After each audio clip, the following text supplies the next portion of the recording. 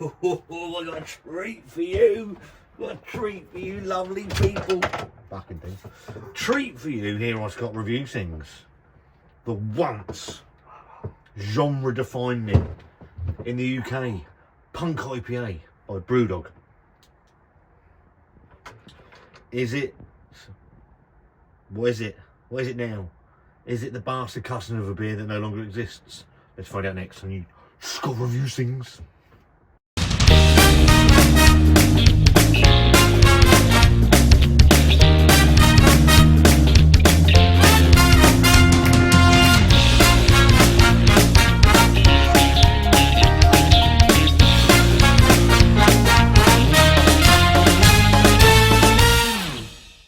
Hello again and welcome back.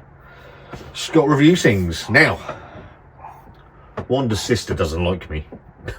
Wanda's sister, Diana, and her husband, Jamie, they don't like me because they've bought me a Punk IPA. It's got some nice socks, so I'll have the socks and I'll have the Punk IPA actually. Now, this beer, for anybody that knows this channel, for any amount of time, back in the old Wanda Beer Wonder days, Beer Wonder, Punk IPA from BrewDog was the beer that I consumed the most of. I was probably 94% Punk IPA proof at one point in my life.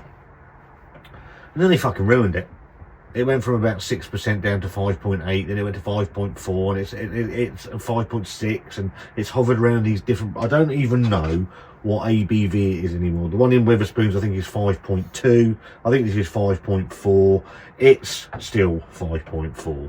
And it's a travesty. The story of Punk IPA is an absolute travesty. A beer that's been destroyed, bastardized, wrecked, and a bit like the BrewDog name in all sort of seriousness. Once the absolute kings of UK craft beer, pioneers, they were fucking spiky, they were dangerous, they were punk, and now they're the dad slippers, fucking comfy shoes, fucking abusing their staff.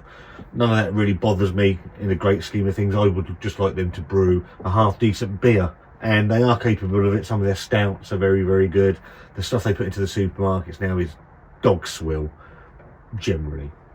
So when Diana bought me this for Christmas, I think the last time I put Punk IPA on the channel was when I was off my tits and bought two cans in, one full on the floor, sprayed all around the shed, and that's probably the best place for it in the great scheme of things. Now, when this first came out, it was hoppy, it was spiky, it was a fantastic beer.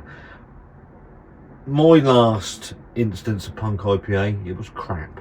So I've got no real expectation it's going to be any better. Sometimes you can get a half decent one, other times it's shit. I believe the brewing process for Punk IPA would give Stephen Hawkins a fucking, he'd be hitting the reset button on his own computer if he was alive today. So here it is, Punk IPA in a bottle, 5.4%. Anything can happen in the next 5 minutes. Obviously the BrewDog crown. I have a share. I have one of the old BrewDog equity for Punk shares. It's probably worth as much as this shed. Oh, there we go. Got a bit of an eruption. Let's see what it's like. Let's have some fun. I'm going to sully my Disruptionist brewing glass for fun and games. Let's see what 2025's iteration, well, it's going to be 2024, but it's 2025 now, what their iteration of Punk IPA actually looks like now. Is it any good, or is it still nyeh? So, in the glass, a little bit hates that actually. I seem to think it's been a little bit more transparent than that. So maybe that they've changed the process ever so slightly, so slightly more hazy than the last iteration I had. Slightly off whitehead. Let's go for a nose. Beer sniffers matter.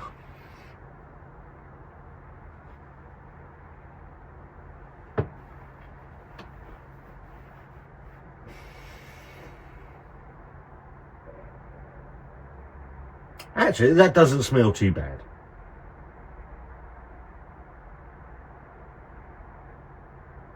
There's a caramel note through it.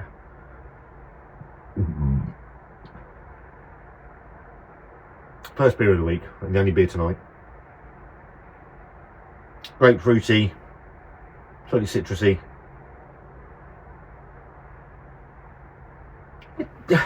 It doesn't smell horrific. Cheers, everyone.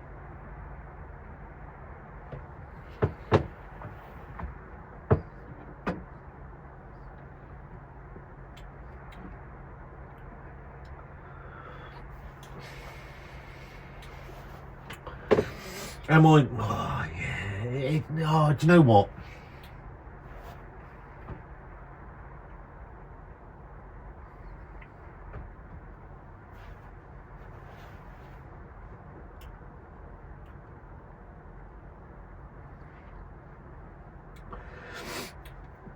That's not a bad. Oh, fucking hell, here we go. Here's my fucking credibility. Not I've got any.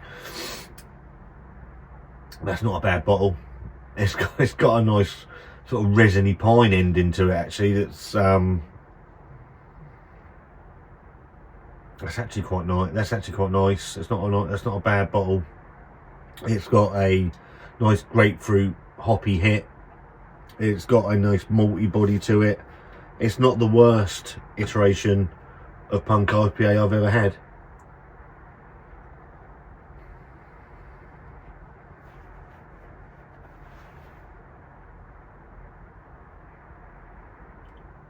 I'm just looking at all those Westies that I had over the Christmas period, and it doesn't match any of them. The body's too light. It lacks that real sharp, bitter bite that it once had. The real fucking it's lost all that. It's a very generic, straightforward IPA these days. But whereas before I would have probably lost my absolute shit at the beer that it's become, I could probably look at it in a slightly more pragmatic view these days and say it's not. I've had some terrible over the years. I can't remember the last time I had Punk IPA. I'd be lying to sit here and say I can. But that's not a bad bottle of Punk IPA. It's doesn't go out of date till April. It's okay. It's okay. It's a session IPA, isn't it? Now.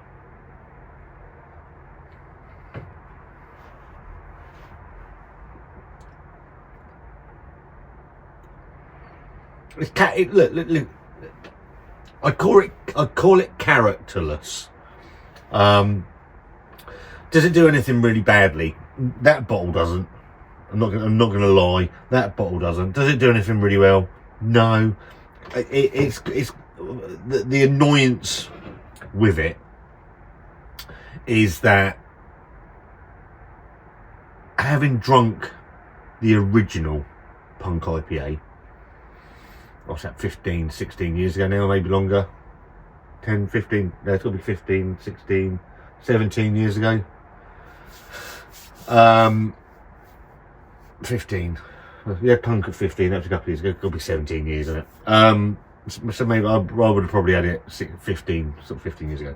Having drunk the original incarnation, this is it's the fucking stepchild that nobody wants syndrome beer. But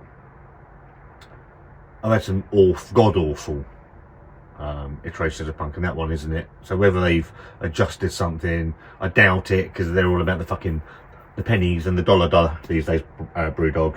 I don't have a problem putting them on the channel. I'd like them to make a decent beer. I don't think that's too much to ask. That's not a bad iteration of it.